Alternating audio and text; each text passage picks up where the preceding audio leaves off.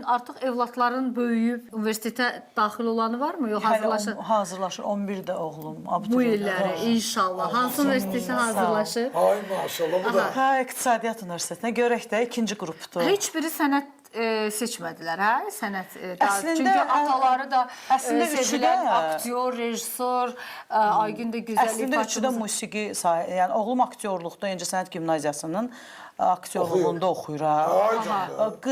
Qızlar da pianinadadılar. Əslində musiqi tərəfləri və incəsənət yönləri var. Sadəcə birinci ixtisas olaraq bu sahəni seçiblər də. İnşallah. Bir sözlə bu illəri tələbə anası olacaqsan.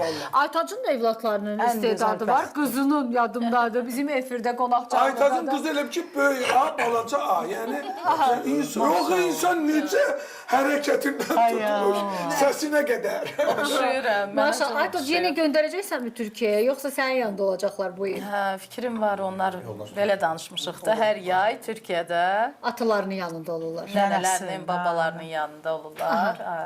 Belə də qışda da mənlə bir yerdə. Bərabər. Yəni artıq belə danışmışıq. Özlərinin də həvəsi var, özləri də orada həvəslidirlər də, da ata Hə, baxma, qan çəkir.